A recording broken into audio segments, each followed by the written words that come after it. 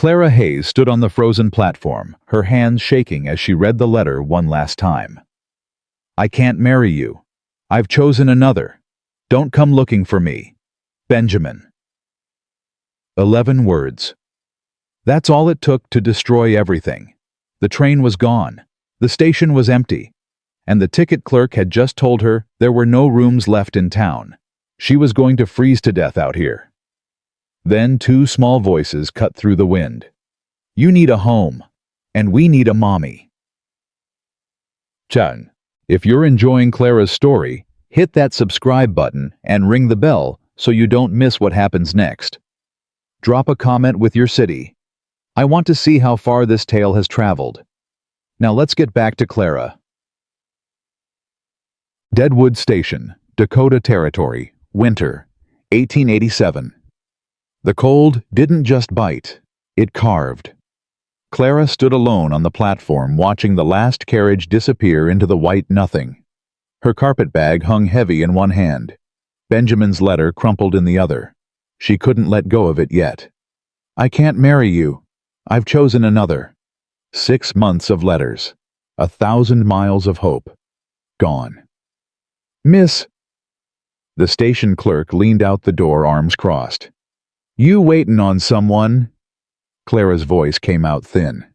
Yes, Benjamin Grant. He was supposed to. Ain't seen him. The clerk spat into the snow. And if nobody's comin', you'd best move along. We don't keep folks overnight. Is there a hotel? Full up. A boarding house. 3 miles out. Road's bad. You got money. $17.40. It was supposed to last until the wedding. Until Benjamin took care of her. Clara whispered. The clerk shrugged. Then start walkin'. Sun's going down. He went back inside. The door slammed. Clara stood there alone as the wind tore at her skirts. Snow was already piling up on the platform. She couldn't see the road anymore. Couldn't see anything but white. What do I do? And then, Rosie, wait. It's too cold. Hush, Jack. We're almost there. Clara turned. 2 children emerged from the storm. The girl was maybe 10, red-brown hair whipping loose from her braid. Her coat was too thin. Her hands were bare. The boy beside her couldn't have been more than 6. His coat was missing buttons.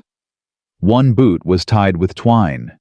They stopped right in front of Clara. The girl looked her up and down, sharp-eyed, deciding. You look cold, the girl said. Clara blinked. Yes. You look sad too.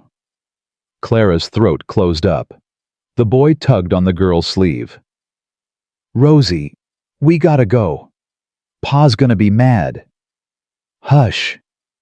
Rosie didn't take her eyes off Clara. You waitin' on someone?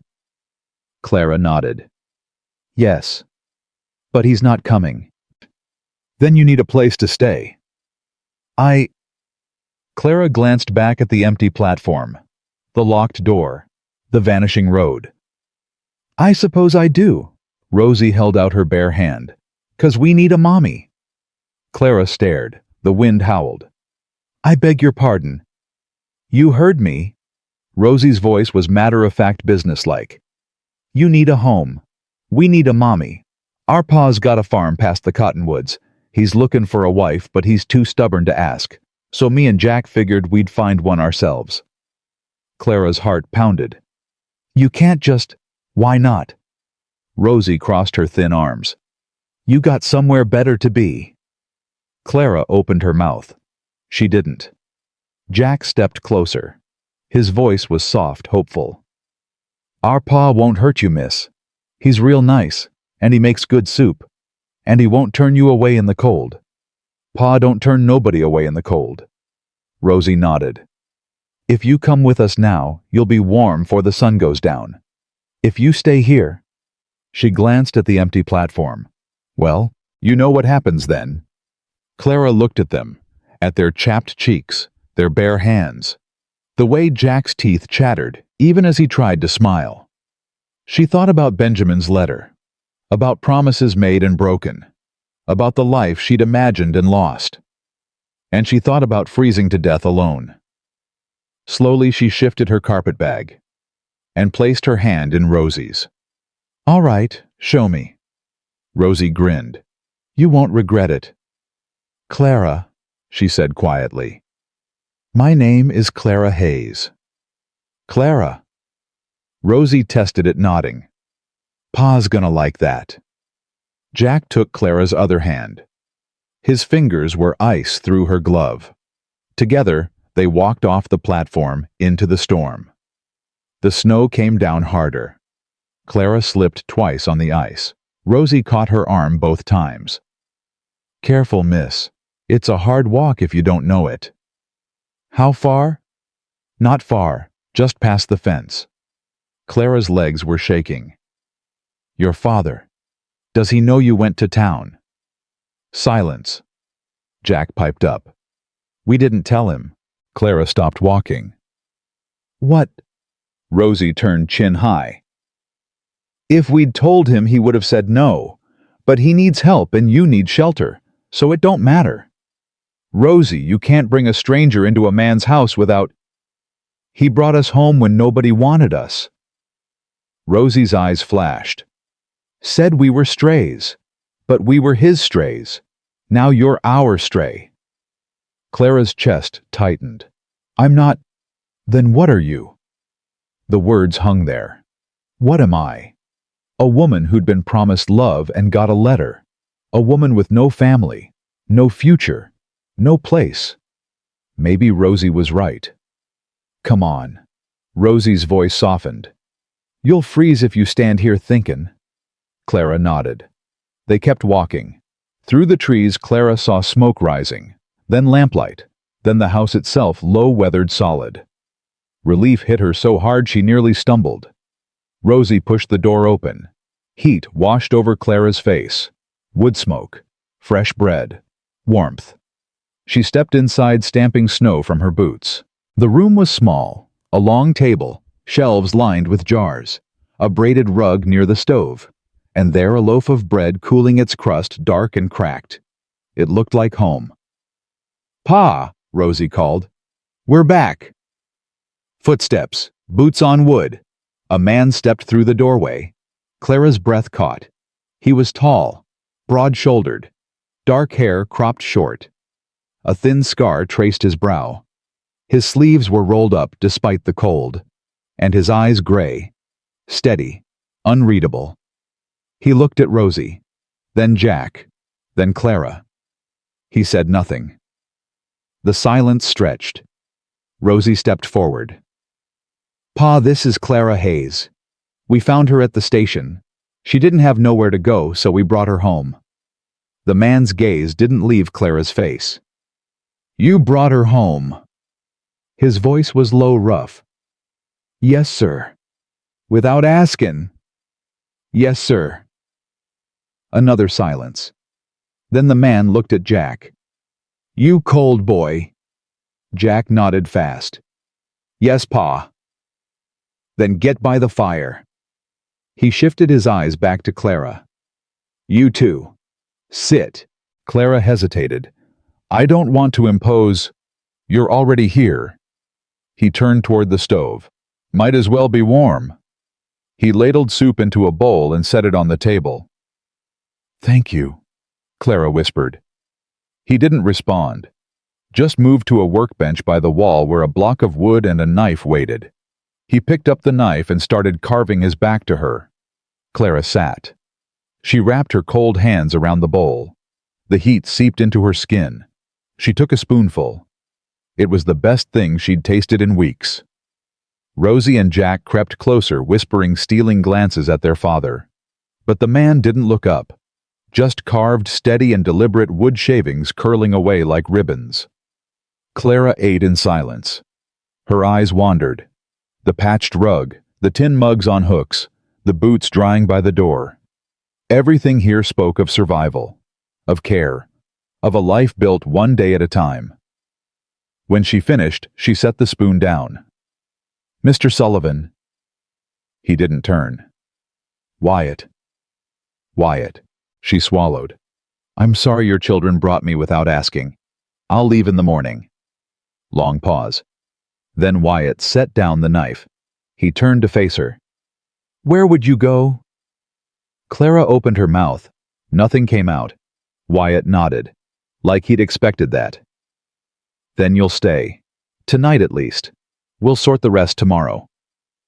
Her voice cracked. Thank you. He turned back to his carving. Don't thank me yet. You don't know what you're staying for. Clara lay on the cot near the stove blanket pulled to her chin. The fire crackled.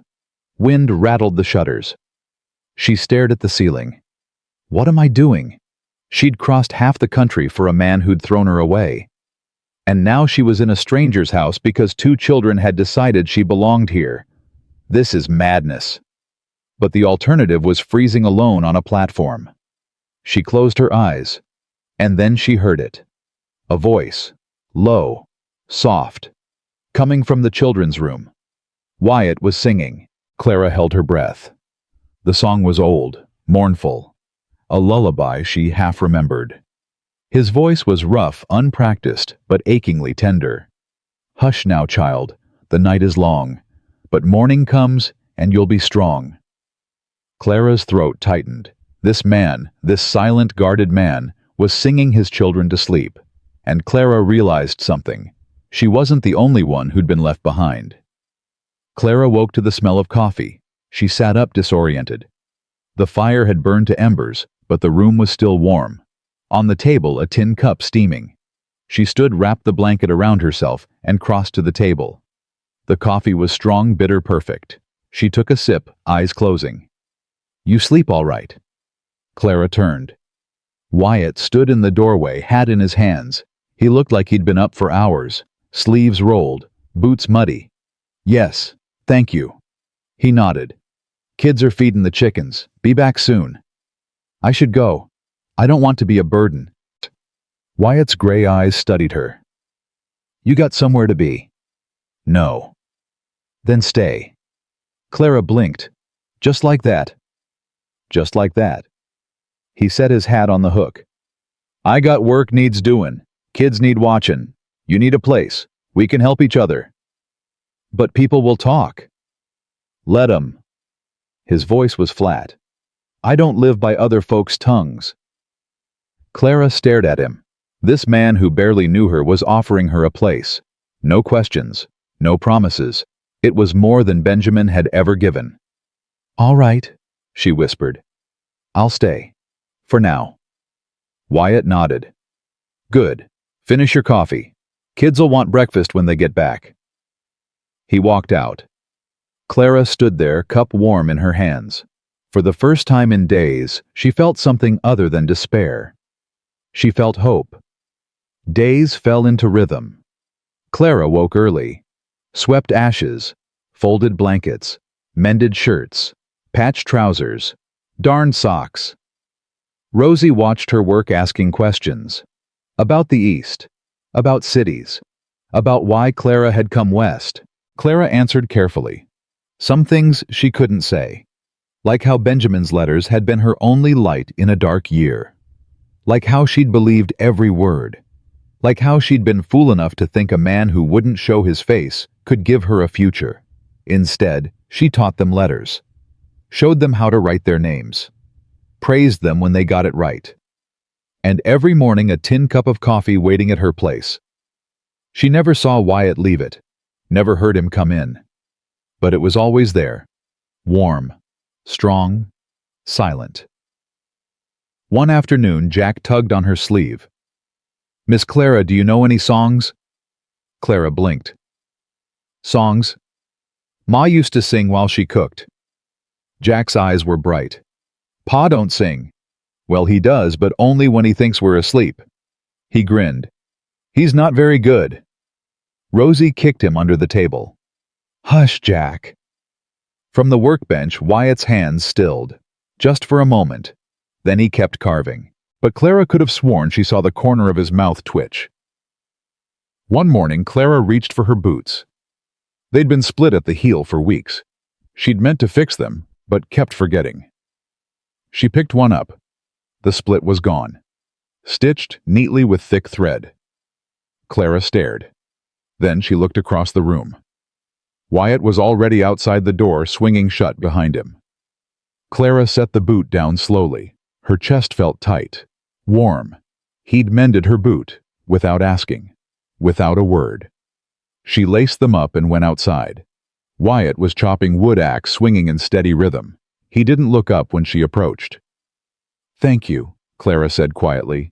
"For the boot." He kept chopping. "It needed fixin'." "You didn't have to." "You're wearing 'em, ain't you?" Clara smiled despite herself. "Yes." "Then it needed fixin'." He set another log on the block. "Got work to do, Miss Hayes." She turned to go. "Clara?" She stopped. Wyatt still didn't look at her, just raised the axe. "Name's Clara, not Miss Hayes." Her smile widened. "All right. Wyatt." The axe came down with a sharp crack. 2 weeks after Clara arrived, Wyatt hitched the wagon. "Going to town for supplies. You're coming." It wasn't a question. Rosie and Jack stayed with a neighbor. Clara climbed into the wagon, hands folded in her lap. Wyatt didn't talk. He never did. But his silence wasn't unkind. It was just him. When they reached Deadwood, Clara's stomach knotted. The town was small. One main street, storefronts, a saloon, a church, and people everywhere moving up and down the wooden sidewalks. Every single one turned to stare. Clara kept her head down as Wyatt helped her from the wagon. She followed him into the general store. Inside, warmth hit her. The stove roared. Shelves were stocked with cloth biscuits, flour. Wyatt moved down the aisle, selecting seed packets, measuring nails. Clara waited by the counter. She felt eyes on her. A woman by the fabrics bolts whispered to her companion. A man near the door tipped his hat, but didn't smile. Then a voice cut through the murmurs. "Well, well." Clara turned. A tall woman stood behind the counter, hair pulled back severe, eyes cold. A shawl of deep maroon draped over her shoulders. Her smile was thin, sharp. "That was quick, wasn't it, Wyatt?" The woman's voice carried. "Living under a man's roof without a wedding ring. Some might call that scandalous."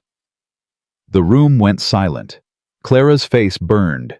A man by the window stopped mid-movement. 2 ranch hands near the barrels froze. Everyone stared.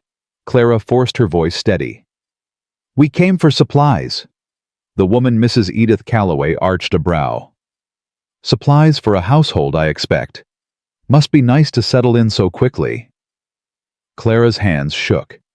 She wanted to speak to defend herself, but the words stuck in her throat. Wyatt set the flour down, slowly, deliberately. Then he stepped forward. He moved between Clara and the counter, between Clara and every pair of eyes in that store. His voice was low, final. "She's family." Mrs. Calloway's smile faltered. Wyatt turned to Clara and offered his arm. "Come on." Clara took it. They walked out together. They rode in silence. Snow flurries drifted down. Clara stared at the road, her hands clenched in her lap.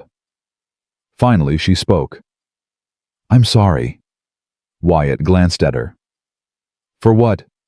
"For bringing trouble to your door. For making people talk." Wyatt was quiet for a long moment. Then, "You didn't bring trouble. Trouble was already there. Folks like Edith Calloway got nothing better to do than mind other people's business." He paused. "You didn't make me say what I said. I said it 'cause it's true." Clara looked at him. "Is it?" Wyatt met her eyes.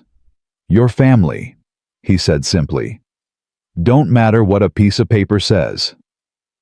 Clara's throat tightened. They rode the rest of the way in silence. But this time, it wasn't uncomfortable. It was understanding.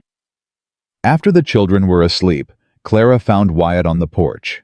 He sat on the top step, Jack's red scarf in his hands. The frayed edge lay across his knee. He was mending it, needle pushing through the wool with careful, steady movements. Clara stood in the doorway watching. He could have given it to her. She'd mended everything else. But he hadn't. This was his task, his care. Jack would wake tomorrow and find the scarf whole, and he'd never know the time it took. Clara's grip on the doorframe loosened. She stepped back inside, leaving him to his work. And as she lay down on the cot, pulling the blanket close, she realized something. She wasn't leaving. Not tomorrow. Not next week. Maybe not ever. The next morning, Clara woke to voices outside. She sat up. Through the window, she saw a man on horseback talking to Wyatt. The man handed him a letter and rode off. Wyatt stood there staring at it. Then his jaw tightened. Clara pulled on her shawl and stepped outside. "What is it?" Wyatt folded the letter and tucked it into his coat. "Nothing you need to worry about." "Wyatt?" "Not yet." His voice was firm. "You've had enough worry for one day." But Clara saw the tension in his shoulders. Whatever was in that letter, it wasn't nothing. And she had a feeling it was about to change everything. The letter sat on the table between them like a coiled snake. Wyatt hadn't touched it since breakfast. Just left it there folded while he drank his coffee in silence. Clara watched him from across the room, her hands busy with mending, but her mind elsewhere. Rosie noticed too. She leaned close to Clara, whispering, "When Pa gets quiet like that, something's wrong." "Should I ask him about it?" "He won't tell you. Not till he's ready." But Clara couldn't let it go. Not after what she'd seen in his face when that rider handed him the letter. She set down her sewing. "Wyatt." He didn't look up. "What was in that letter?" His jaw tightened. "Told you. Nothing to worry about." "If it's nothing, why won't you look at me?" That got him. His eyes lifted sharp and steady. "You've been here 2 weeks, Clara. That don't give you the right to care." She stood. "To notice when something's wrong." "You're right. I've only been here 2 weeks. But in those 2 weeks you've given me shelter, food, safety. The least you can do is tell me what's threatening all of that." Wyatt stared at her. Then he picked up the letter and tossed it across the table. Clara caught it, unfolded it, read, "Mr. Sullivan, this is your final notice. Payment of $500 due by March 15th. Failure to pay will result in foreclosure of property. S. Blackwood, First Dakota Bank." Clara's stomach dropped. $500? Loan I took out 3 years back, after Mary died. Needed it to keep the farm going through the winter. Wyatt's voice was flat. "Been paying it down slow. But last year's harvest was bad. Real bad. I'm behind." "How far behind?" "All of it." Clara set the letter down carefully. "What happens if you don't pay?" "Blackwood takes the farm, the house, everything. And the children?" Wyatt's face went hard. "I won't let it come to that." "How? Where are you going to get $500 in 2 weeks?" He stood abruptly. "I don't know, but I'll figure it out." He grabbed his coat and walked out, letting the door slam behind him. Rosie looked at Clara, eyes wide. "Is Pa gonna lose the farm?" Clara's throat tightened. "No, we won't let that happen." But even as she said it, she had no idea how. That afternoon, while Wyatt was out checking the fences, Clara went through her carpet bag. She pulled out the one thing of value she had left, a gold locket her mother had given her. It wasn't much, maybe worth $30–40 if she was lucky, but it was something. She tucked it into her pocket. When Wyatt came back in, she was waiting. "I'm going to town tomorrow." He frowned. "What for?" "To sell something, to help." "Clara, don't." She stepped closer. "You helped me when I had nothing. Let me help you now." Wyatt looked at her for a long moment. Then he shook his head. "You don't owe me nothing." "I know. I'm not doing this because I owe you. I'm doing it because I want to." His eyes searched hers. "You don't even know me." "I know enough." The silence stretched between them, heavy with things neither of them knew how to say. Finally, Wyatt nodded. "All right, but I'm coming with you." The next morning, they rode to Deadwood together. Clara kept the locket hidden in her coat. Wyatt didn't ask about it. The pawn shop was at the far end of town, wedged between a saloon and a barber. The man behind the counter was thin, sharp-eyed, suspicious. Clara set the locket on the counter. "How much?" The man picked it up, turned it over, opened it. Inside was a faded photograph of Clara's mother. He snapped it shut. $20. Clara's heart sank. "It's gold. It's worth more than that." "Not to me." He slid it back across the counter. 20. Take it or leave it. Clara hesitated. $20 wouldn't even make a dent in what Wyatt owed. Then Wyatt stepped forward. He set a worn leather pouch on the counter. "And this." Clara's eyes widened. "Wyatt, no." "How much?"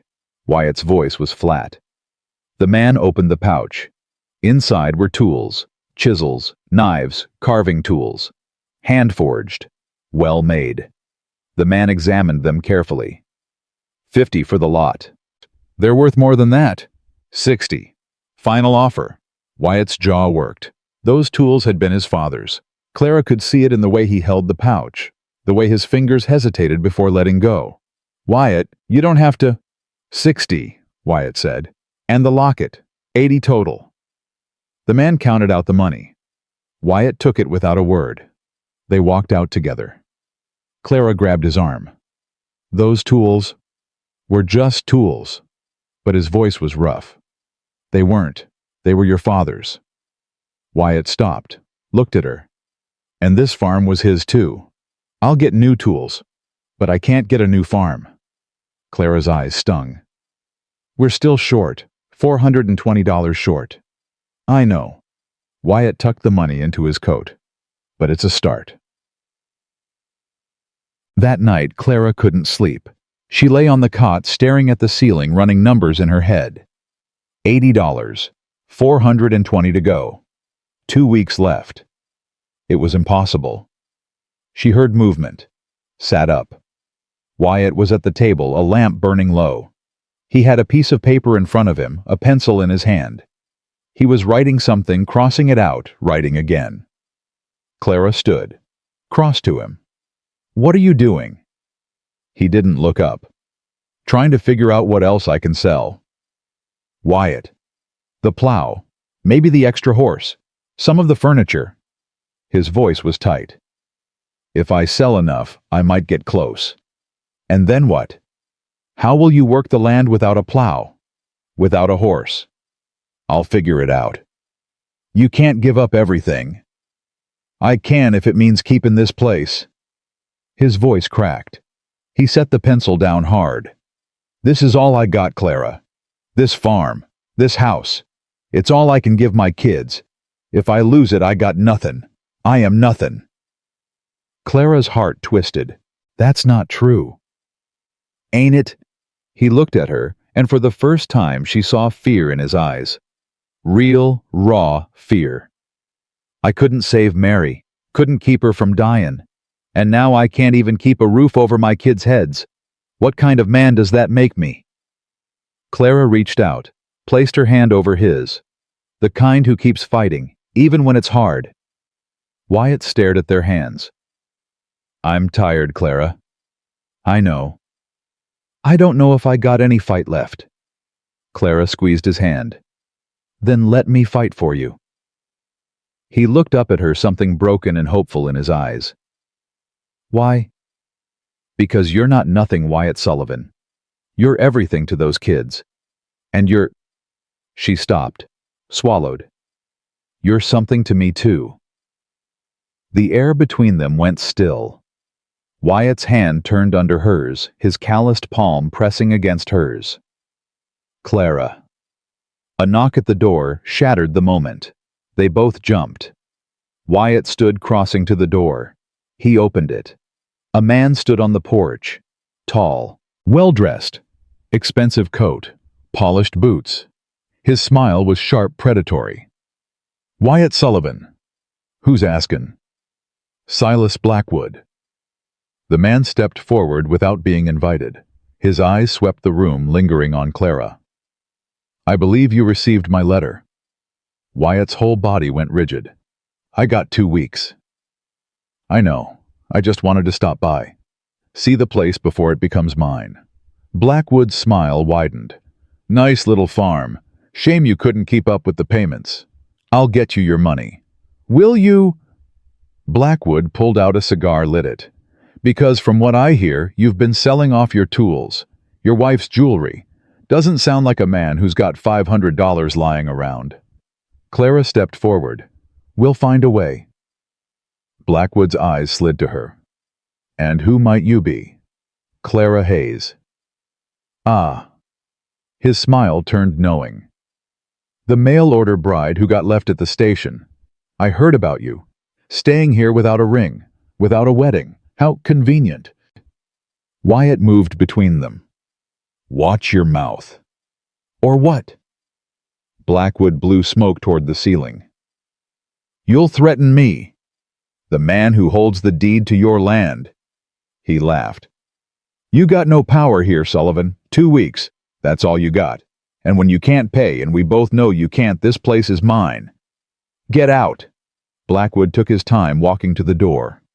He paused on the threshold, looking back. "You know, Sullivan, there is one way you could clear the debt." Wyatt's eyes narrowed. "What?" "That daughter of yours, Rosie. She's what, 10, 11? My son's 14, needs a wife in a few years. You sign her over to me now, I'll forgive the loan." The room went dead silent. Clara's blood turned to ice. Wyatt's voice came out low. "Deadly. Get off my land." Blackwood shrugged. "Suit yourself. But when you're standing in the road with your kids and nowhere to go, remember I offered you a way out." He tipped his hat. 2 weeks, Sullivan." He walked out. Wyatt stood there shaking. Clara had never seen him like this, rage and helplessness warring on his face. "Wyatt!" He slammed his fist into the wall. The whole house shook. Then he walked out into the night, leaving Clara standing alone in the lamplight. Clara found him by the barn, sitting on an overturned bucket head in his hands.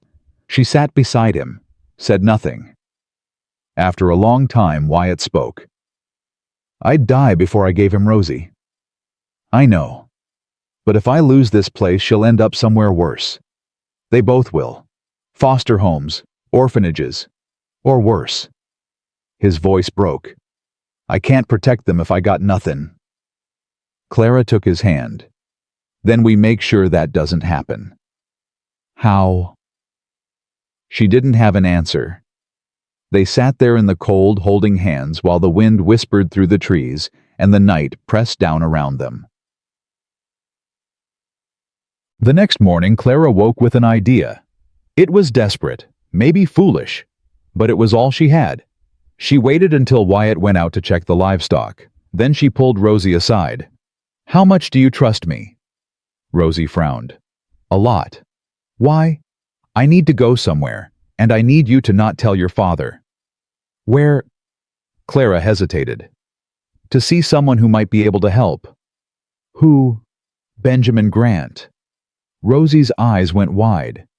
"The man who left you at the station?" "Yes." "Why would he help?" "Because he owes me."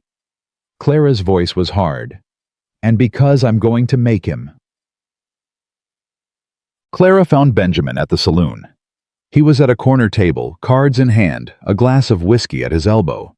He looked up when she walked in, and his face went pale. "Clara." She crossed to him in 3 strides and slapped him across the face. The saloon went quiet. Benjamin stood, hand to his cheek. "I deserve that. You deserve worse." Her voice shook. "You promised me a future. You brought me out here, and then threw me away like I was nothing." "I know. I don't want your apologies." She stepped closer. "I want money." He blinked. "What? $500. Benjamin laughed. "Are you insane? I don't have that kind of... Your fiancé's father is the mayor. You're marrying into money. You can get it." "Even if I could, why would I give it to you?" Clara leaned in close. "Because if you don't, I'm going to stand on that church steps on your wedding day and tell everyone what you did. How you promised to marry me. How you abandoned me in the snow. How you're a coward and a liar." Benjamin's face flushed. "You wouldn't. Try me." They stared at each other. Finally, Benjamin looked away. "I can get you 200. That's it." 500. 200 or nothing. Clara's hands clenched. 200 still left them 300 short, but it was better than nothing. "Fine. You have 1 week to get it to the Sullivan farm. And if I do, you'll leave me alone? If you do, I'll never speak your name again." Benjamin nodded slowly. "Deal." Clara turned and walked out, her heart pounding. She'd bought them time, but time wasn't enough. They still needed $300, and she had no idea where it was going to come from. When Clara got back to the farm, Wyatt was waiting on the porch. "Where were you?" She hesitated, then told him everything. When she finished, Wyatt was silent for a long time. Then, "You went to see him, the man who abandoned you?" "Yes." "And you threatened him?" "Yes." Wyatt stared at her. "You did that for me. I did it for all of us, for Rosie and Jack, for this farm." She met his eyes. "For you." Something shifted in his face. He stepped closer. "Clara." "Wyatt. He kissed her. It was sudden, fierce, desperate. His hands cupped her face and she gasped against his mouth, her hands fisting in his shirt. When he pulled back, they were both breathing hard. "I don't got much to offer you," Wyatt said roughly, "but whatever I got, it's yours, if you'll have it." Clara's eyes stung. "I'll have it. All of it." He kissed her again, softer this time, tender. And for just a moment, the weight of the debt, the fear, the uncertainty, all of it fell away. There was just this, just them. That night, Clara lay awake, her mind racing. 200 from Benjamin, 80 from the pawn shop, 280 total, still 220 short. She thought about the locket she'd sold, the tools Wyatt had given up. Everything they'd sacrificed, and it still wasn't enough. There had to be another way. And then it hit her. She sat up, grabbed her shawl, went to the table where Wyatt kept his papers. She found what she was looking for, a ledger, a list of debts owed to Wyatt. Turns out Wyatt wasn't the only one who borrowed money. He'd loaned out small amounts to neighbors over the years. $20 here, 30 there, never asking for it back. Clara counted them up.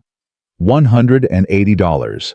If they collected every debt owed to Wyatt, they'd have 460. Still 40 short, but so much closer. She went to find Wyatt.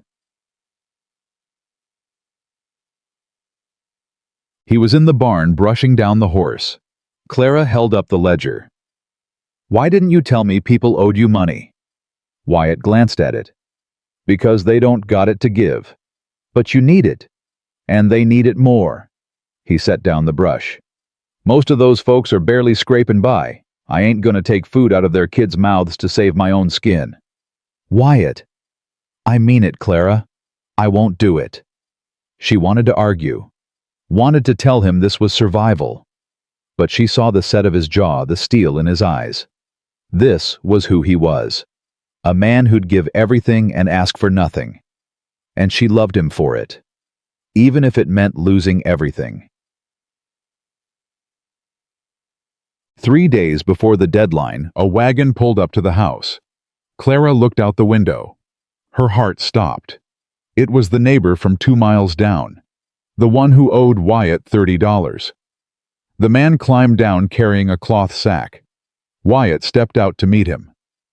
"Jameson, what brings you out here?" Jameson shifted, uncomfortable. "Heard you got trouble with Blackwood. Heard he's trying to take your land." Wyatt's jaw tightened. Word travels fast. "It does when it's wrong." Jameson held out the sack. "This is what I owe you. $30. I know it ain't much, but—" "I don't want your money, Jameson. You got kids to feed. So do you. Jameson pressed the sack into Wyatt's hands.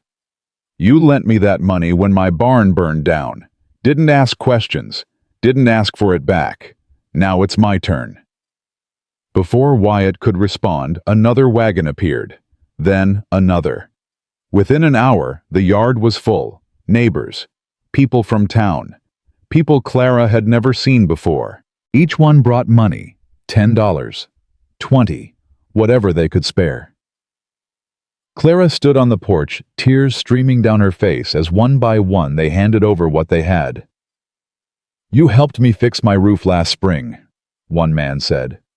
You brought us food when my wife was sick, said another. You didn't turn us away when we had nowhere to go. Wyatt stood in the center of it all, speechless. By the time the last wagon left, Clara counted the money. $475. 25 short. So close. Wyatt looked at her. We're gonna make it. How? We're still short. He smiled. Just a little. We'll figure it out. We always do. The night before the deadline, Clara couldn't sleep. She paced the floor, counting and recounting the money. 475. 25 short. She thought about everything they'd done. Everything they'd sacrificed. And it still wasn't enough. Then she remembered something. Her wedding dress. It was still folded in her carpet bag. White silk. Expensive. She'd spent every penny she had on it back when she thought Benjamin was going to marry her. She pulled it out now, holding it up in the moonlight. It was worth at least $50, maybe more. She grabbed her shawl and walked to town. The pawn shop was closed, but Clara banged on the door until the owner appeared, bleary-eyed and annoyed. We're closed. I need to sell something. Now. He squinted at her. It's the middle of the night. Please.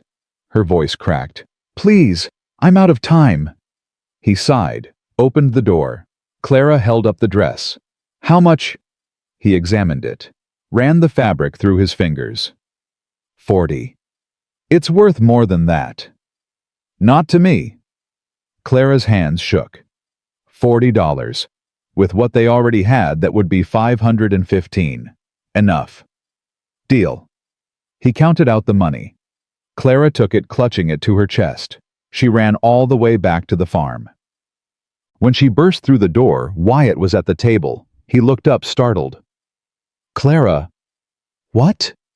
She slammed the money down. We have it. $515. We have it.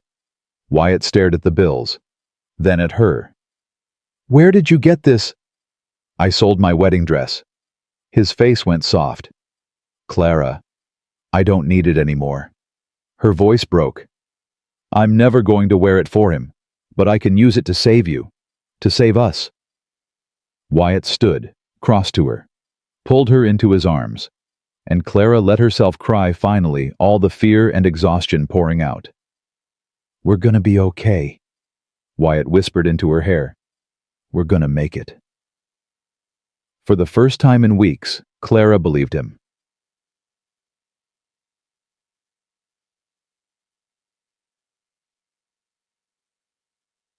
The next morning, they rode to Blackwood's office together.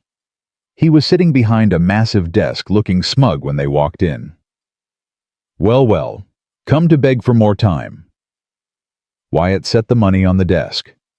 $500. We're paid in full. Blackwood's smile vanished. He counted the money slowly, his face darkening with each bill. When he finished, he looked up. This doesn't change anything. You'll be behind again next year. Maybe.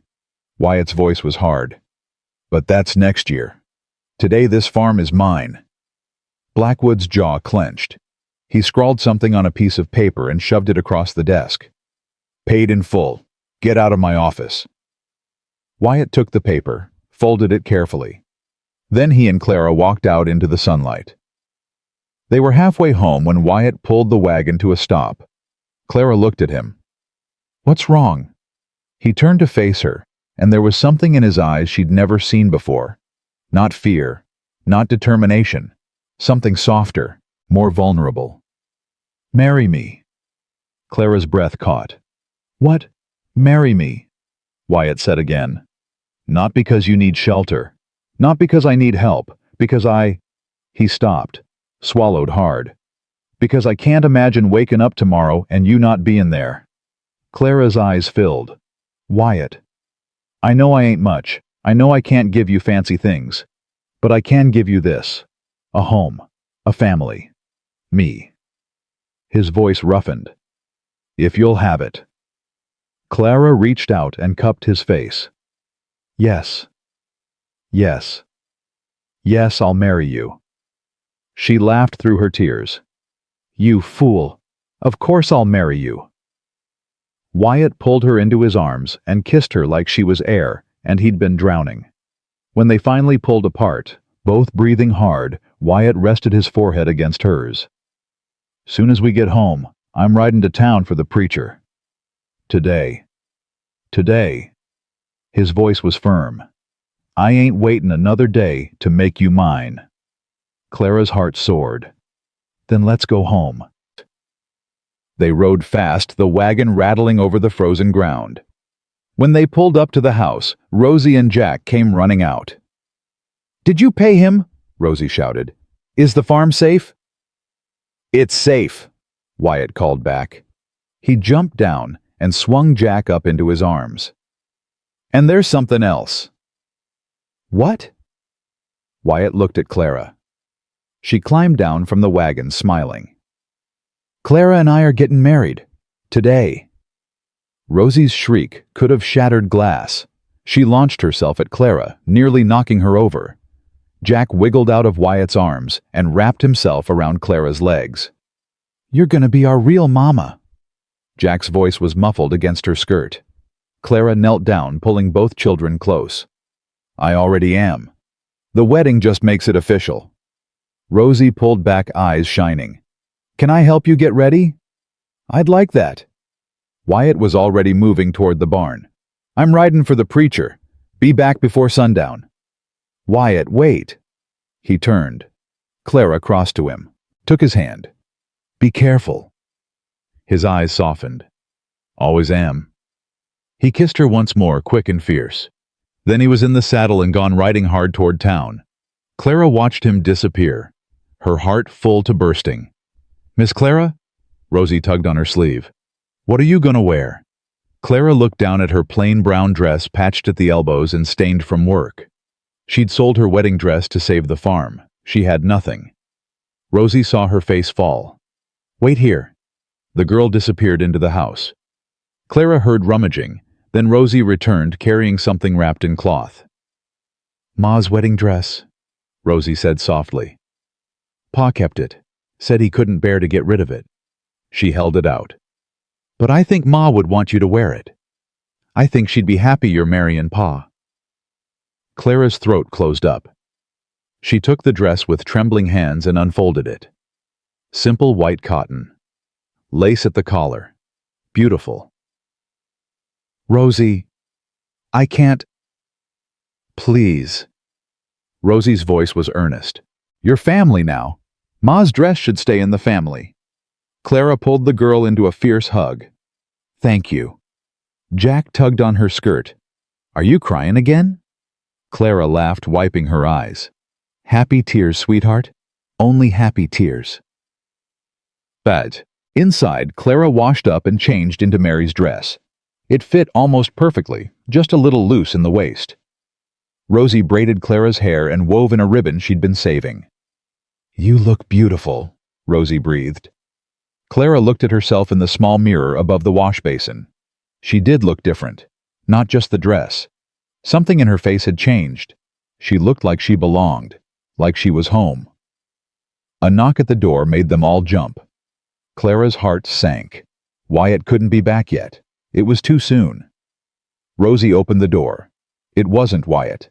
It was Silas Blackwood. Clara stepped forward, pushing Rosie behind her. What do you want?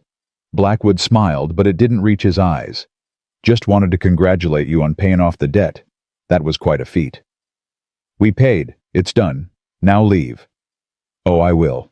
But first, he pulled out a piece of paper. I thought you might want to see this. Clara took it, read it. Her blood turned to ice. It was a bill of sale. For the Sullivan farm, dated 3 weeks ago. Signed by Wyatt Sullivan. What is this insurance? Blackwood said smoothly. See, 3 weeks ago Wyatt came to me. Said he knew he couldn't pay the debt. So we made a deal. If he couldn't pay by the deadline, the farm would be mine, automatically. No foreclosure, no court. Just a simple transfer of ownership. You're lying. Am I? Blackwood's smile widened. Why don't you ask him yourself? Clara's hands shook. This isn't legal. It's his signature, his choice. Blackwood tucked the paper back into his coat. So even though you paid the loan, the farm still belongs to me. Wyatt signed it over. You got nothing. Get out! Clara's voice was shaking with rage. Get out now! Blackwood tipped his hat. Enjoy the wedding. Hope Wyatt told you you'll be homeless by tomorrow. He walked out whistling. Clara stood frozen, the dress suddenly feeling like a shroud. Rosie grabbed her hand. Miss Clara. What did he mean? Clara couldn't answer, couldn't breathe. If what Blackwood said was true, they'd lost everything. Wyatt returned an hour later with the preacher, a kindly old man who smelled of pipe tobacco and books. But when Wyatt saw Clara's face, he knew something was wrong. What happened? Clara handed him the paper. Is this real? Wyatt's face went white. Where did you get this? Blackwood brought it. He said you signed over the farm 3 weeks ago. He said even though we paid the loan, the farm is still his. Wyatt looked at the paper, then at Clara. I can explain. Did you sign it? Silence. Wyatt, did you sign it? Yes. His voice was barely a whisper. But... Clara stepped back like he'd struck her. You signed away the farm. I thought I had no choice. I thought we'd never get the money in time. Blackwood said if I signed, he'd give me a month to find the cash. If I didn't, he'd take the farm, but at least I'd have time to find the kids a place to go. I thought I was protecting them. By lying to me. Clara's voice broke. By letting me sell everything I had, by watching me fight for this place when you'd already given it away. I was gonna tell you. When after the wedding, after we were married and I had nowhere else to go. Clara, please. I trusted you. Tears streamed down her face. I gave up everything for you, for this family, and you lied to me. I didn't know what else to do. You could have told me the truth. She pulled off the dress, letting it fall to the floor. I can't marry a man who lies to me. Wyatt's face crumpled. Clara, don't. But she was already walking out the door. Clara ran. She didn't know where she was going, just away. Away from the house. Away from Wyatt. Away from the pain in his eyes that mirrored her own. She ended up by the creek, the one where she'd found Jack during the blizzard. She sank down onto the frozen bank and let herself cry. She'd been such a fool, thinking she could have this, thinking she could have a family, a home, love. She'd walked away from Benjamin's betrayal straight into Wyatt's. Footsteps crunched behind her. Clara didn't turn. Go away, Wyatt. It ain't Wyatt. Clara looked up. Rosie stood there, arms crossed, face fierce. You gonna run away just like that? Rosie. No. The girl's voice was sharp. You don't get to do that. You don't get to make us love you and then leave. Your father lied to me. Because he was scared. Rosie stepped closer. You think he wanted to sign that paper? You think he wanted to lose the farm? He did it because he thought it was the only way to protect us. That's what Pa does. He protects us, even when it hurts. Clara shook her head. I can't. You can't. What, forgive him for making a mistake when he was desperate? Rosie's eyes filled with tears. Ma died 2 years ago. I watched Pa break. I watched him stop smiling, Stop singing. Stop being Pa. And then you came. And he started coming back. Started being alive again. Rosie. If you leave, you'll kill him, just like Ma's death did. Only this time it'll be worse. 'Cause this time, he'll know he could have kept you if he'd just been better. Clara's chest ached. I'm scared. So is he. Rosie sat down beside her. But being scared don't mean you run. It means you fight, together. Clara looked at this fierce, brave little girl. When did you get so wise? When I had to. Rosie took Clara's hand. Please don't go. We need you. Pa needs you. Clara closed her eyes. I sold my wedding dress to save this farm, and it was all for nothing. It wasn't for nothing. Rosie squeezed her hand. You showed Pa he's worth fighting for. That's everything. Clara sat there, Rosie's small hand in hers, and felt something shift inside her. Maybe running wasn't the answer. Maybe fighting was. She stood. Come on. Where are we going? To fix this. When they got back to the house, Wyatt was sitting on the porch steps, head in his hands. The preacher was gone. Jack was crying inside. Wyatt looked up when he heard them approach. His eyes were red. Clara? She held up a hand. Don't. Just listen. He nodded, silent. You lied to me. You should have told me about the paper. We could have figured it out together. She stepped closer. But I understand why you did it. You were scared, desperate, trying to protect your kids. I get that. I'm sorry.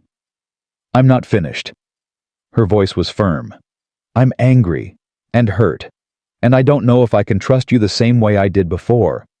But I love you, and I love those kids. And I'm not walking away from this family just because it got hard. Wyatt stood slowly. What are you saying? I'm saying we fight. Together. We find a way to keep this farm. And we do it the right way. No more secrets. No more lies. She met his eyes. Can you promise me that? Yes. His voice was rough. I swear it. No more secrets. Clara nodded. Then we have a wedding to finish. Hope flickered in Wyatt's eyes. You still want to marry me. I still want to marry you. But first, we deal with Blackwood. That night, Clara sat at the table with the bill of sale, reading it over and over. There had to be a way out. A loophole. Something. Wyatt sat across from her. I've read it 100 times. It's ironclad. There's always a way. Clara's jaw was set. We just have to find it. Rosie appeared in her nightgown. What if we steal it back? Wyatt almost smiled. Can't steal what's legally his. Then what if we make him give it back? How? Rosie shrugged. I don't know, but bad men always got secrets, don't they? Maybe we find his. Clara looked at the girl, then at Wyatt. She's right. Wyatt frowned. What? Blackwood's not a saint. A man like that who preys on desperate people, who threatens children, he's got to have dirt. We find it, we use it. That's blackmail. That's survival. Clara stood. Tomorrow we go to town. We ask questions. We find out everything we can about Silas Blackwood. And then we make him give us back what's ours. Wyatt stared at her. Then slowly he smiled. You're terrifying when you're determined. Good, because I'm not losing this farm. Not after everything we've been through. Den. The next morning, Clara and Wyatt rode to town together. They split up. Clara went to the general store. Wyatt went to the saloon. Clara found Mrs. Calloway behind the counter, sour-faced as ever. I need to ask you about Silas Blackwood. Mrs. Calloway's eyes narrowed. Why? Because he's trying to take our farm, and I think he's done it to others. A pause. Then Mrs. Calloway leaned in. He has. Clara's pulse quickened. Tell me. 3 years ago he foreclosed on the Hendersons, took their land, kicked them out in the middle of winter. The wife died of pneumonia 2 weeks later. Mrs. Calloway's voice was bitter. Before that it was the Millers, then the Johnsons. Every time the same story. A loan, a contract, a foreclosure. Where are these people now? Most left town, but Henderson's still here. Lives above the feed store. You want dirt on Blackwood, talk to him. Clara thanked her and left quickly. She found Henderson in a cramped room above the feed store. He was an old man, gray-haired and bent. When Clara told him why she was there, his face hardened. Blackwood's a devil. Took everything from me, my land, my livelihood, my wife. How did he do it? Same as he's doing to you. Loan I couldn't repay. Contract I didn't read careful enough. Henderson coughed. But there's something you should know. That contract I signed, it wasn't legal. Clara's breath caught. What? I found out later. Blackwood don't have a banker's license. Never did. He's been operating illegally for years. Every contract he's ever written is void. Clara's heart raced. Can you prove it? I tried, went to the sheriff, but Blackwood's got him in his pocket, paid him off. Henderson looked at her with tired eyes. Why do you think I'm still here?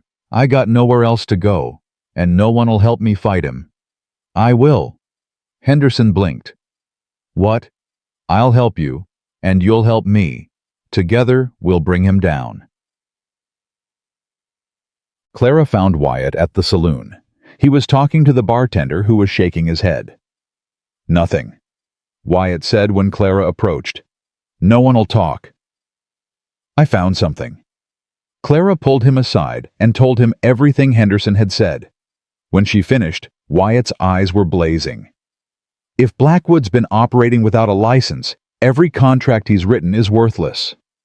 Including yours. But we need proof. The sheriff won't help us. We need to go higher. Clara thought fast. The territorial judge. He comes through Deadwood once a month. When's the next circuit? 3 days. Then we have 3 days to build a case. They spent the next 2 days gathering evidence. Henderson gave them copies of his contract. Clara tracked down 2 other families Blackwood had foreclosed on. Wyatt found a clerk at the land office who confirmed Blackwood had never registered as a legal lender. By the time the judge arrived, they had a stack of papers an inch thick. The hearing was held in the church. The whole town showed up. Blackwood sat in the front row smug and confident. He didn't even bring a lawyer.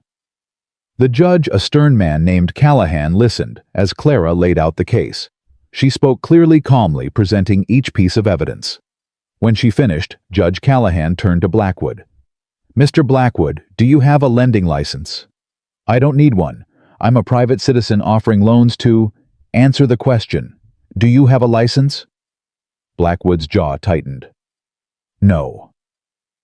Then every contract you've written is void under territorial law. The judge's voice was hard. Including the one with Mr. Sullivan. The farm belongs to him. You will return any and all documentation claiming otherwise. Blackwood shot to his feet. You can't. I can, and I am. Judge Callahan banged his gavel. Furthermore, you are ordered to repay every family you've illegally foreclosed upon. Failure to do so will result in criminal charges. The courtroom erupted. Blackwood's face went purple with rage. He turned to Clara, his eyes full of venom. This isn't over. Yes, Clara said quietly. It is. Blackwood stormed out. Wyatt pulled Clara into his arms, lifting her off her feet. You did it. You saved us. Clara laughed, dizzy with relief. We did it. Together. Then, that evening, the preacher returned to the farm. This time, there were no interruptions. Clara wore Mary's dress. Wyatt wore his Sunday best. Rosie and Jack stood beside them holding hands. The preacher spoke the words. Wyatt slipped a simple gold band onto Clara's finger, a ring he'd carved himself from a piece of his father's old watch. I now pronounce you husband and wife. Wyatt kissed Clara like she was the only thing in the world that mattered. When they pulled apart, both of them were crying. Rosie threw her arms around them both. "We're a real family now." Jack climbed up into Wyatt's arms. "Does this mean Miss Clara's really our mama?" Clara touched his cheek. "Forever." That night, after the children were asleep, Clara and Wyatt sat on the porch under the stars. Wyatt held her hand. "I never thought I'd have this again. A wife, a family, a future." Clara leaned her head on his shoulder. "Neither did I." "You know what the funny thing is? I spent so long trying to hold on to this place, thinking if I lost it, I'd have nothing. But you taught me something." "What's that?" "Home ain't a place. It's the people you're with." He looked at her. "You're my home, Clara. You and the kids. Long as I got you, I got everything." Clara's eyes filled. "I love you. I love you too." They sat there in the quiet, holding each other, as the night wrapped around them like a blanket. For the first time in a long time, Clara felt at peace.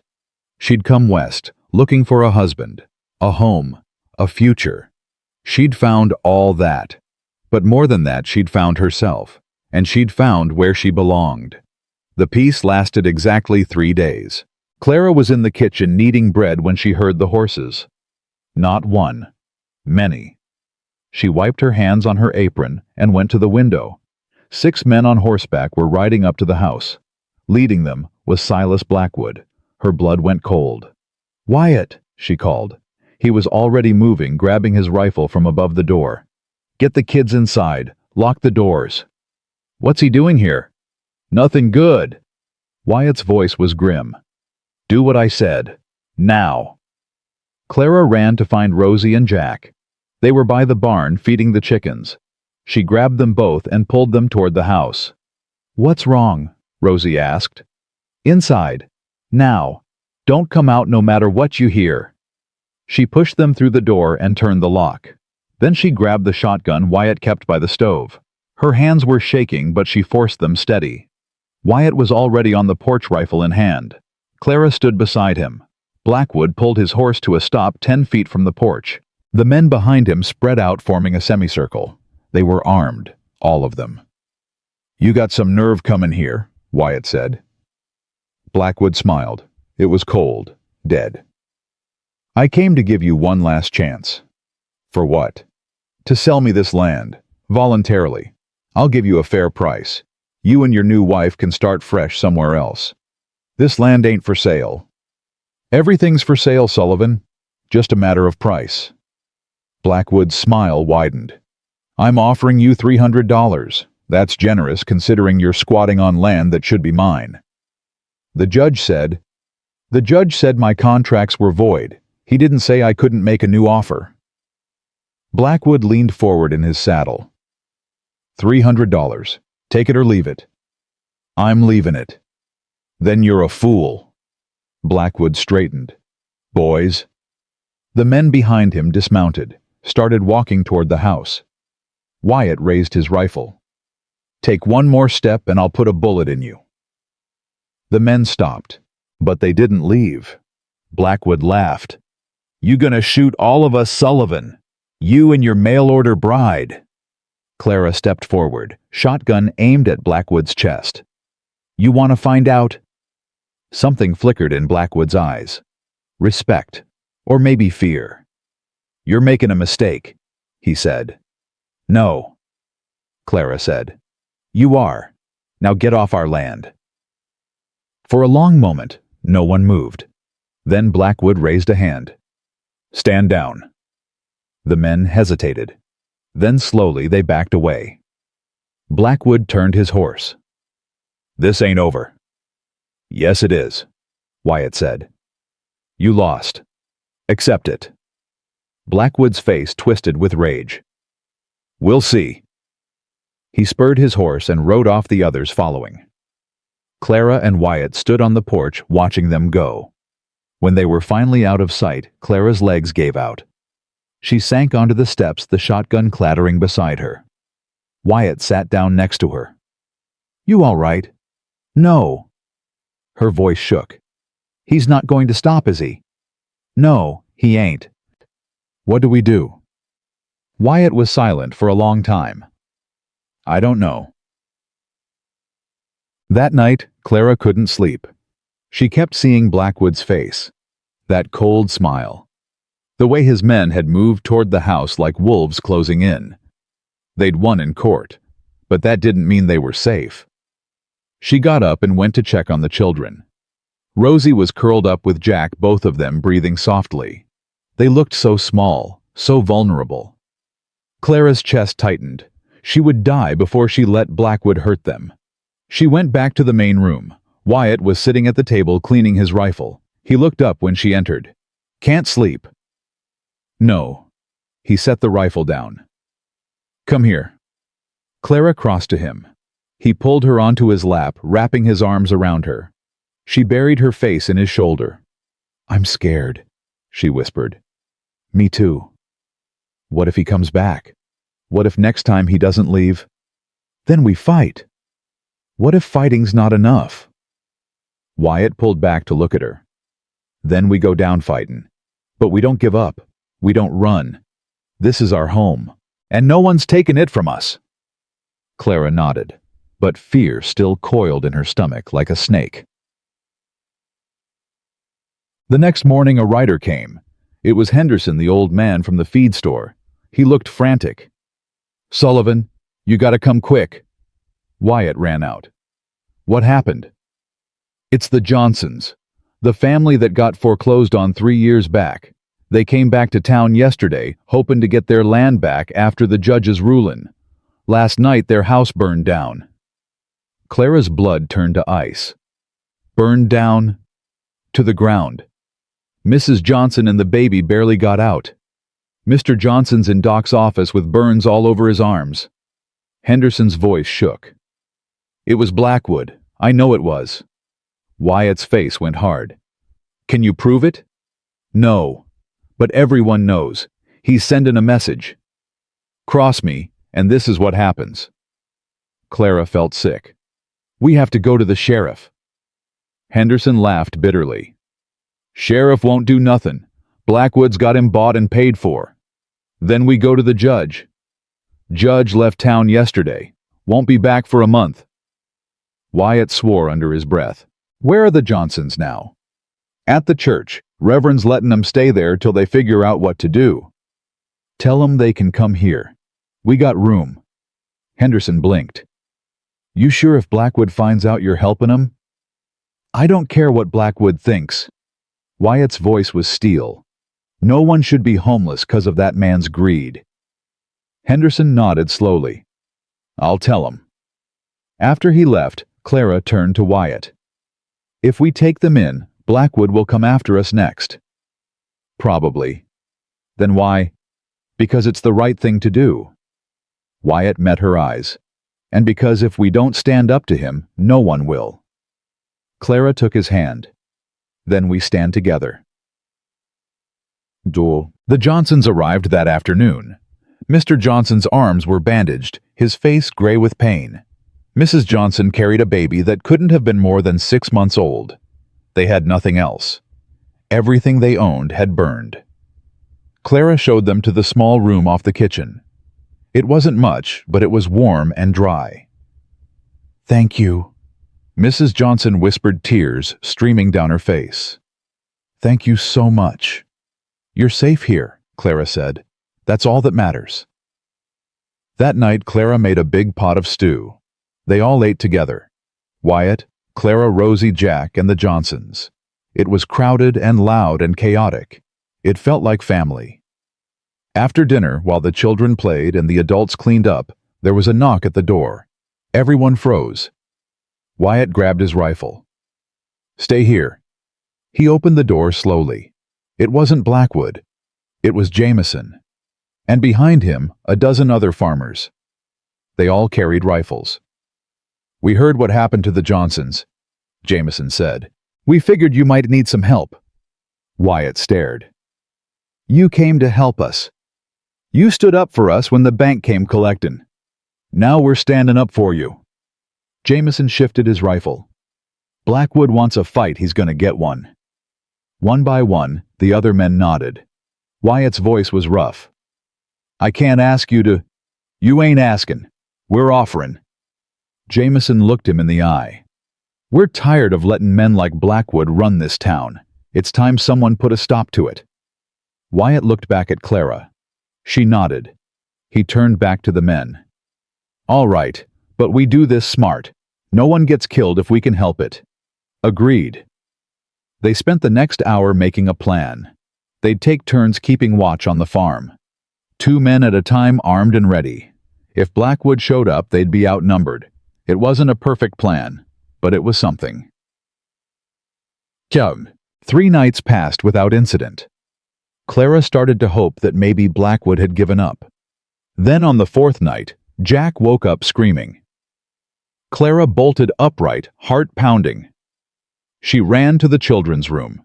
Jack was sitting up in bed sobbing. What's wrong, sweetheart? The barn. Jack gasped. It's on fire. Clara's blood went cold. She ran to the window. Flames were licking up the side of the barn, orange and hungry. Wyatt! She screamed. He was already awake, pulling on his boots. He ran outside Clara, right behind him. The men on watch were already throwing buckets of water on the flames, but it was spreading fast. Get the animals out! Wyatt yelled. Clara ran to the barn door and pulled it open. Smoke poured out thick and choking. She covered her mouth with her sleeve and went in anyway. The horses were panicking, screaming. Clara grabbed the first one's halter and pulled. The horse reared terrified, but she held on. Come on!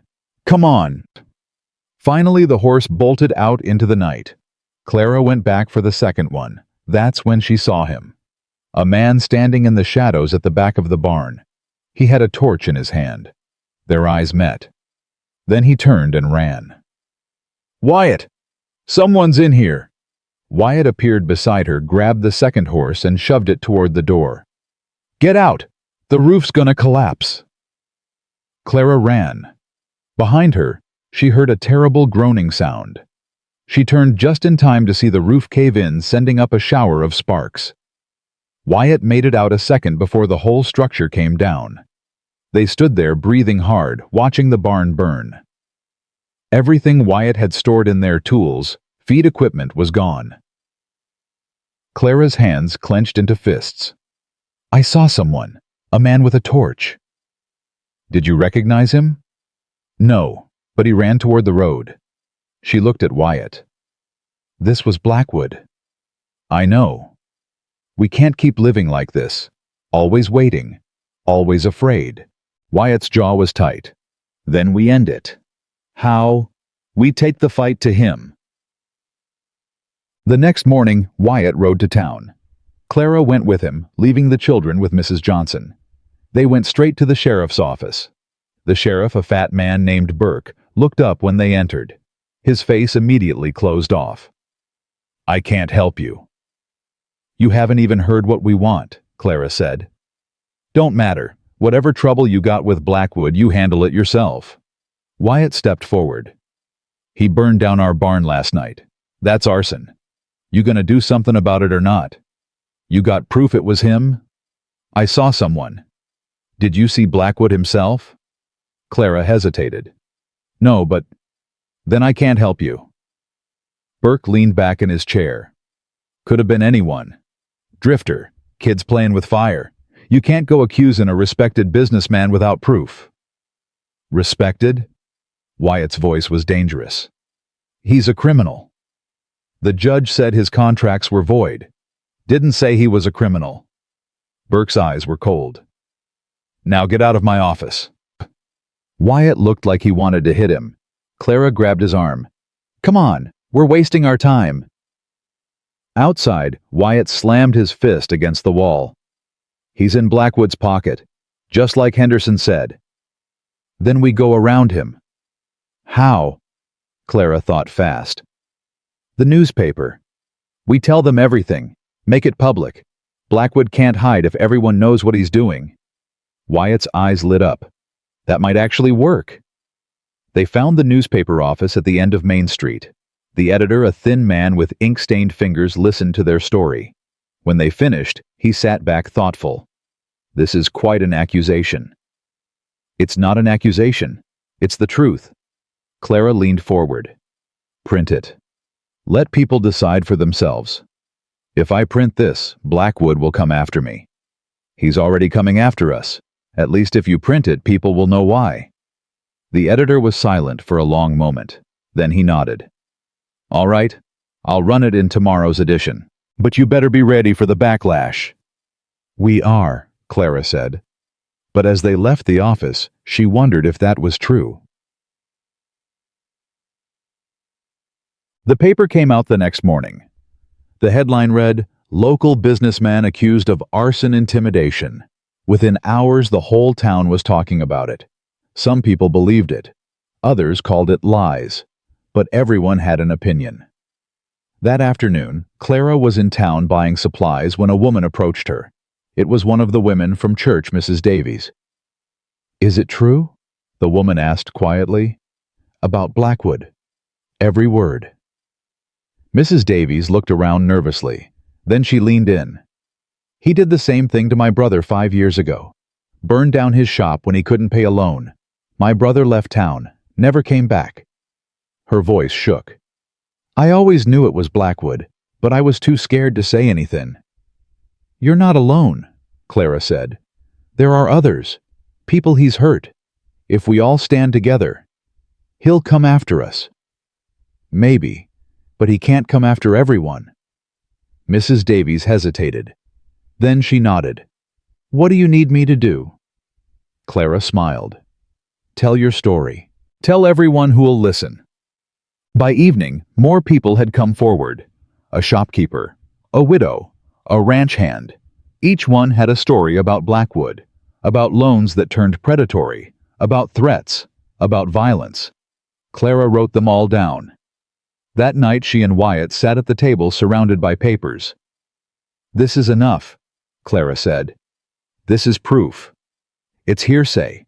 Without the sheriff, we can't." "Then we go over the sheriff's head. We send this to the territorial governor. We make so much noise they can't ignore us." Wyatt looked at her with something like awe. "You really think we can win this?" "I think we have to try." They sent the letters the next day. One to the governor, one to the federal marshal, one to every newspaper in the territory. And then they waited. 2 weeks passed. Nothing happened. Clara started to lose hope. And then one morning a man rode up to the house. He wore a badge, federal marshal. "I'm looking for Clara Sullivan." Clara stepped forward, heart pounding. "That's me. I'm Marshal Hayes. I received your letters." He dismounted. "I'd like to hear your story." Clara told him everything, showed him the testimonies, the evidence, the burned barn. When she finished, Marshal Hayes nodded slowly. "I'll need to investigate. But if what you're saying is true, Blackwood's going to jail." "When?" "Soon. I'll start with the bank records. If he's been operating illegally, there'll be a paper trail." Hayes tipped his hat. "Thank you for bringing this to my attention, ma'am. You've done this territory a service." After he left, Clara stood on the porch, barely daring to breathe. Wyatt came up behind her, wrapping his arms around her. "You did it. We did it." She turned to face him. "Together." 3 days later, Marshal Hayes arrested Silas Blackwood. It happened in broad daylight in front of the bank. Blackwood fought and cursed, but Hayes dragged him to the jail in chains. The whole town watched. That night, Clara stood on the porch with Wyatt watching the sun set. "It's over," Wyatt said quietly. "Is it? Blackwood's in jail. The farm's ours. The kids are safe." He pulled her close. "Yeah, it's over." Clara rested her head on his shoulder. "What do we do now?" "We live." He kissed the top of her head. "We build. We grow. We love each other." He paused. "We be happy." Clara smiled. "I like the sound of that." A month later, the barn was rebuilt. Bigger, stronger. The whole community came out to help. They worked together, laughing and joking, until it was finished. Rosie and Jack ran through it, shouting with joy. Clara stood with Wyatt, watching them. "You know what I realized," she said. "What? I came west looking for a husband, a home, a life." She looked up at him. "But what I found was so much more." "What did you find?" "A family, a purpose, myself." She smiled. "And love, real love. The kind that fights for you even when it's hard." Wyatt's eyes were soft. "I love you, Clara Sullivan. I love you too." They kissed soft and sweet as the sun painted the sky gold, and Clara knew with absolute certainty that she was exactly where she was meant to be. That night, after the children were asleep, Clara found something tucked under her pillow. A piece of paper folded small. She opened it. It was a drawing. Crude, childish, but unmistakable. 4 stick figures holding hands. A man. A woman. 2 children. Above them in wobbly letters, "Our family." Clara's eyes filled with tears. She carried the drawing to the main room where Wyatt was banking the fire. "Look what Rosie left me." Wyatt took the paper. His face softened. "Our family." "Yeah." Clara's voice broke. "Our family." Wyatt pulled her into his arms. "Thank you." "For what?" "For comin' here. For stayin'. For fightin'." He held her tight. "For lovin' us." Clara buried her face in his chest. "Thank you for giving me a reason to." They stood there in the firelight, holding each other as the night settled around them. Tomorrow would bring new challenges, new struggles, new joys. But tonight, they had this, and that was enough. Spring came hard and fast that year. The snow melted in sheets, turning the roads to mud, and the creek to a roaring torrent. Clara stood in the doorway one morning, watching the water rush past, and felt something shift inside her. She pressed a hand to her stomach. Wyatt came up behind her. "You feelin' all right? You've been pale the last few mornings." "I'm fine." "You sure? You barely touched your breakfast." Clara turned to face him. Her heart was hammering. "Wyatt, I think I'm pregnant." He went absolutely still. "You think or you know?" "I'm 3 weeks late, and I've been sick every morning." Her voice shook. "I think we're going to have a baby." For a long moment, Wyatt just stared at her. Then his face broke into the biggest smile she'd ever seen. He picked her up and spun her around, laughing. "We're having a baby. Wyatt, put me down. I'm going to be sick." He set her down quickly, still grinning like a fool. Then his smile faded. "Wait, is it safe?" "After everything you've been through, the stress, the work—" "I'm fine. I'm strong." She took his hand and placed it on her stomach. "We're both fine." Wyatt's eyes filled. "A baby. Our baby." Clara nodded, tears streaming down her face. "Our baby." They stood there holding each other as the morning sun poured through the door. Then Rosie's voice cut through the moment. "What's all the yellin' about?" Clara and Wyatt turned. Both children stood in the doorway, sleep-tousled and curious. Wyatt knelt down. "Come here. Got something to tell you." They came closer, cautious. "You're gonna be a big sister and brother. Clara's having a baby." Rosie's eyes went huge. "Really? Really?" Rosie screamed and threw herself at Clara, nearly knocking her over. Jack grabbed Wyatt's leg, jumping up and down. "When?" Rosie demanded. "When's the baby comin'?" "Not for a while yet. Probably late fall." "That's forever." Clara laughed, ruffling Rosie's hair. "It'll go faster than you think." But as she said it, a cold finger of fear traced down her spine. Childbirth was dangerous. Women died. She'd seen it happen back east. What if something went wrong? Wyatt must have seen it in her face, because later when the children were outside, he pulled her aside. "You scared? Terrified?" "Me too." He took her hands. "But you're the strongest woman I know. You crossed half the country alone. You stood up to Blackwood. You saved this farm." His voice was fierce. "You can do this too." Clara nodded, trying to believe him. The next few weeks were a blur of joy and anxiety. The whole town seemed to know about the baby within days. Women Clara barely knew stopped by with advice, remedies, and warnings. Don't lift anything heavy. Eat plenty of red meat. Stay away from loud noises, they'll scare the baby. Clara listened politely and ignored most of it. But when Mrs. Johnson came by, Clara paid attention. Mrs. Johnson had 5 children back east, all healthy. She knew what she was talking about. "You're young. You're strong. You'll be fine," Mrs. Johnson said firmly. "Just listen to your body. Rest when you need to. Don't push yourself too hard." "What if something goes wrong?" Mrs. Johnson's face softened. "Then we'll handle it. But don't borrow trouble, Clara. Most births go just fine. You focus on staying healthy and letting that baby grow." Clara took a shaky breath. "Thank you." "And Clara, you're not alone. When your time comes, I'll be here. I'll help you through it." That promise eased something in Clara's chest.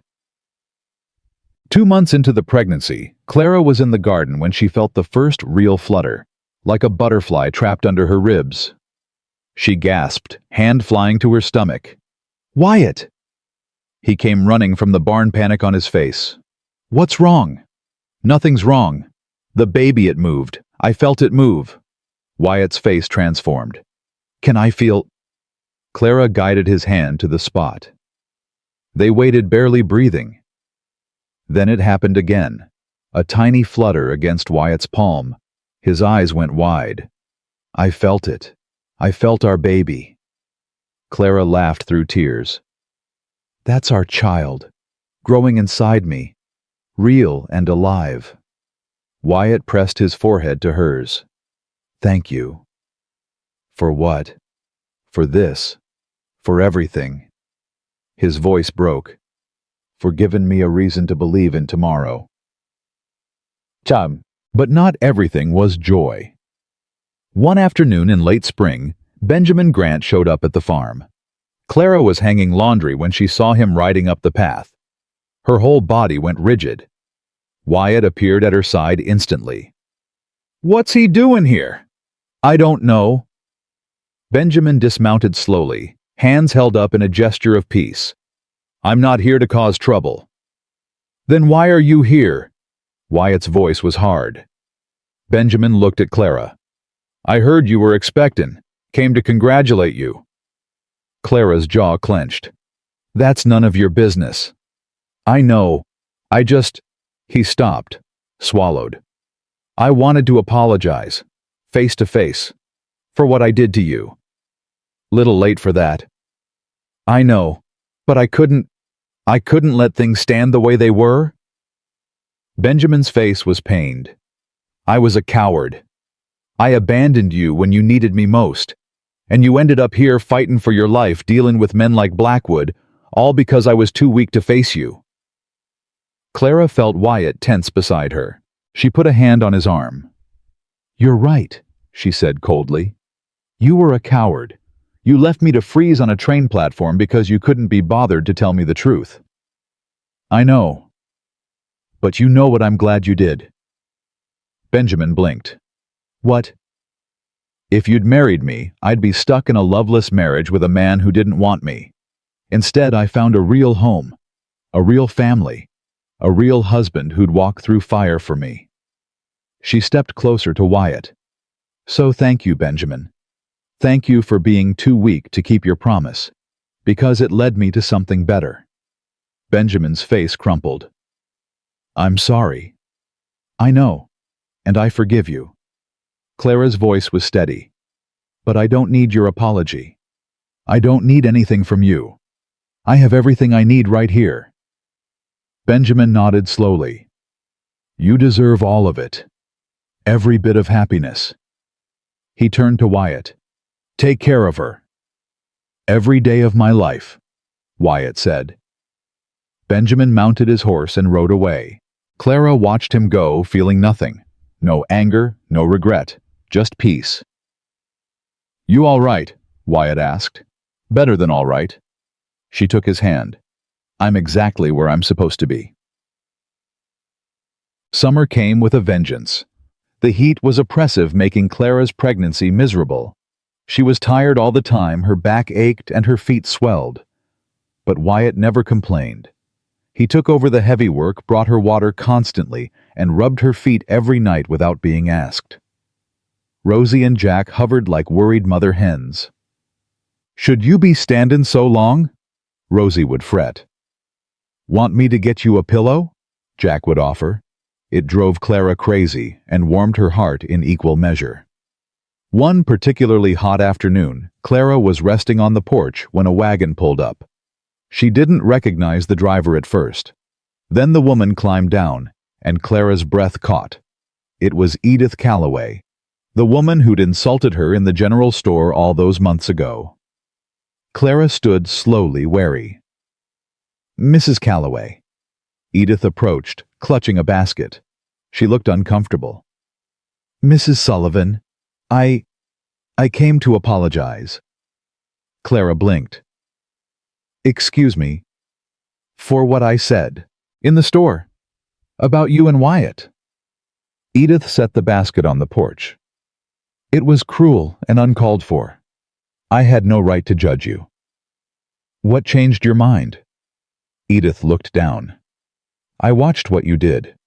How you stood up to Blackwood. How you fought for this family. And I realized you're a better woman than I'll ever be. Her voice cracked. I was jealous. Jealous that you had the courage to start over. To fight for what you wanted. I've been stuck in the same bitter life for 20 years, too afraid to change anything. Clara didn't know what to say. Edith continued. I brought you some things for the baby. Blankets and clothes my own children wore. I'd like you to have them. Clara's throat tightened. Mrs. Calloway. Edith, please. Edith, thank you. This means a lot. Edith nodded, tears in her eyes. You're a good woman, Clara Sullivan. This town's lucky to have you. After she left, Clara sat on the porch holding the basket and crying. Wyatt found her there. What happened? Clara told him.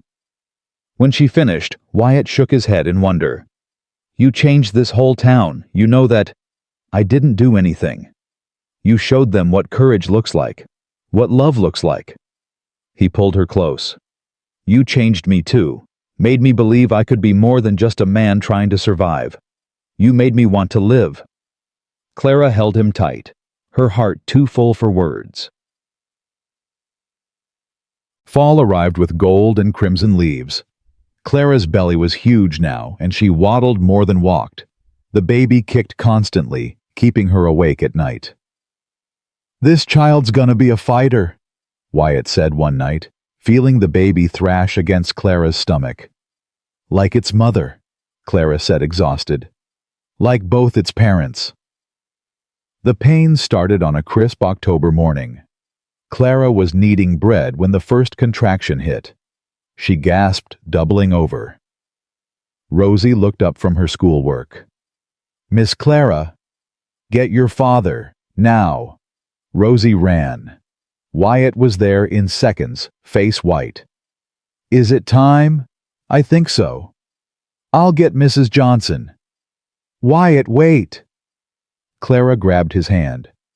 I'm scared. He knelt in front of her, taking her face in his hands.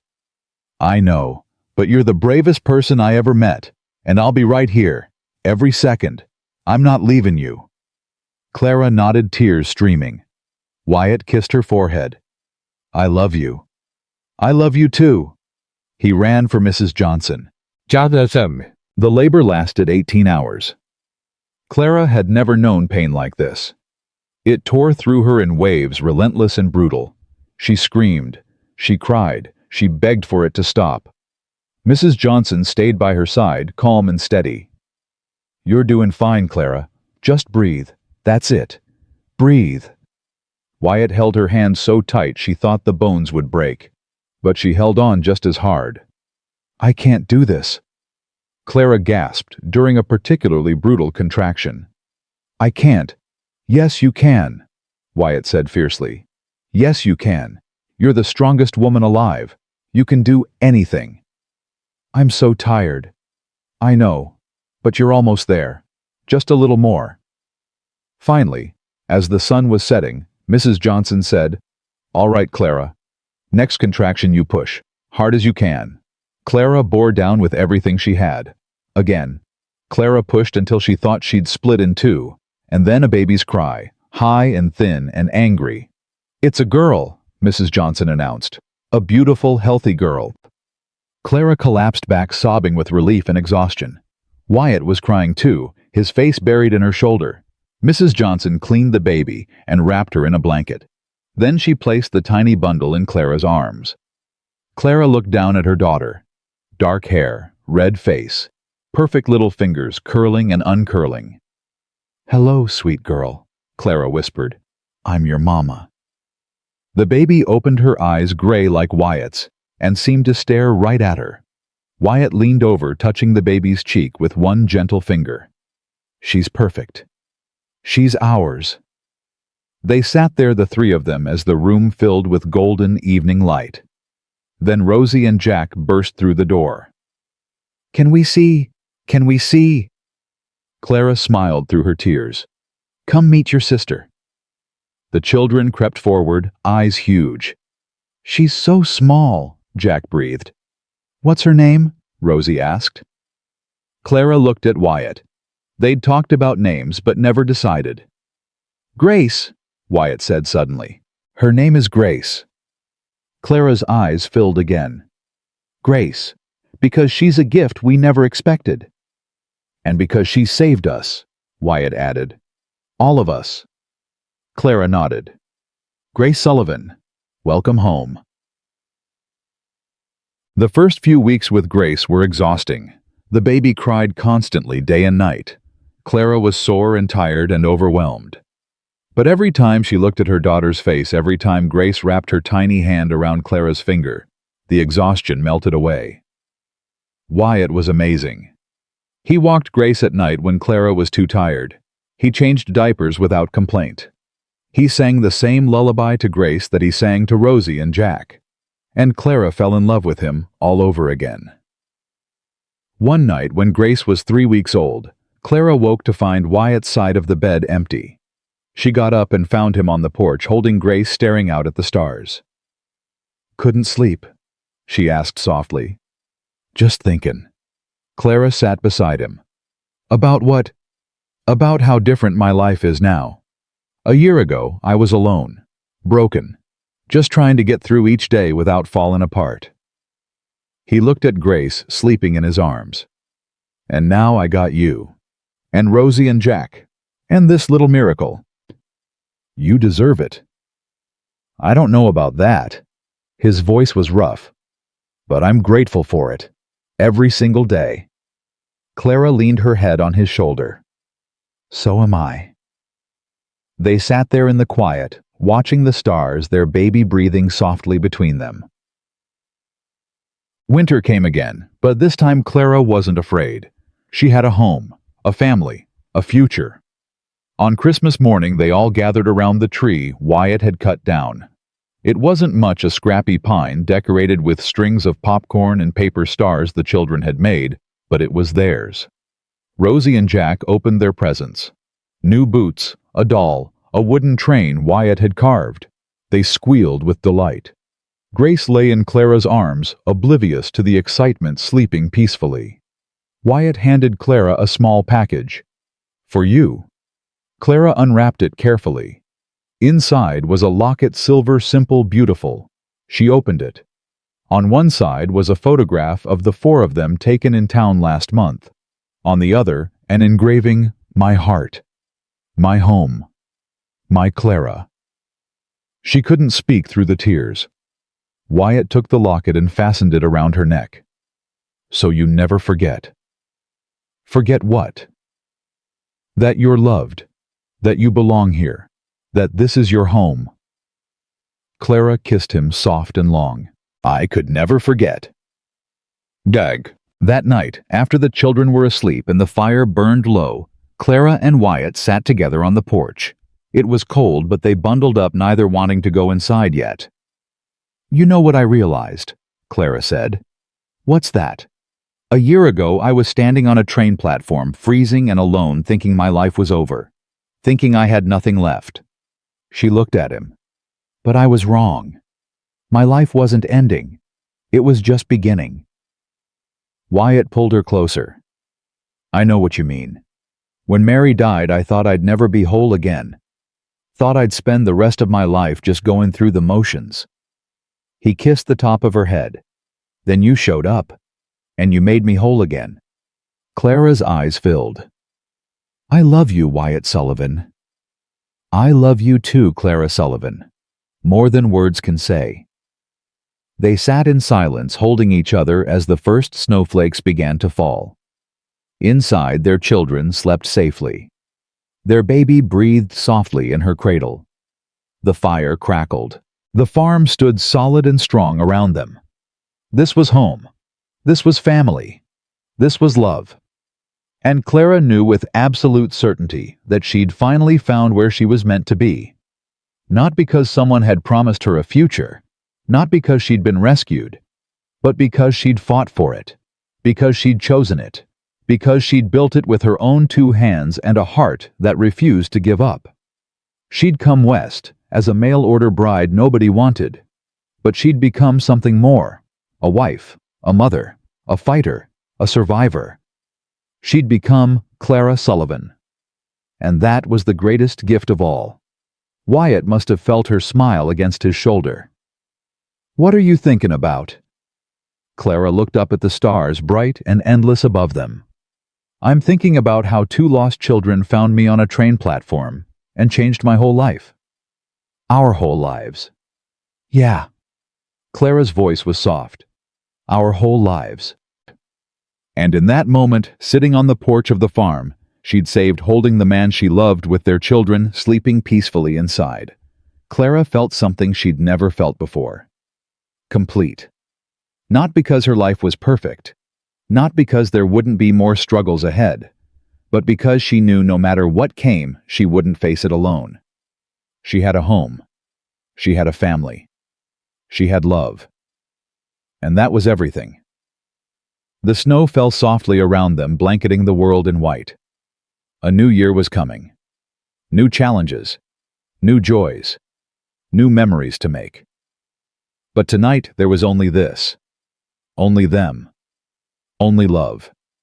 And Clara Sullivan, who'd once been abandoned in the snow with nothing but a carpet bag and a broken heart, smiled up at the stars and whispered two words that changed everything. "I'm home."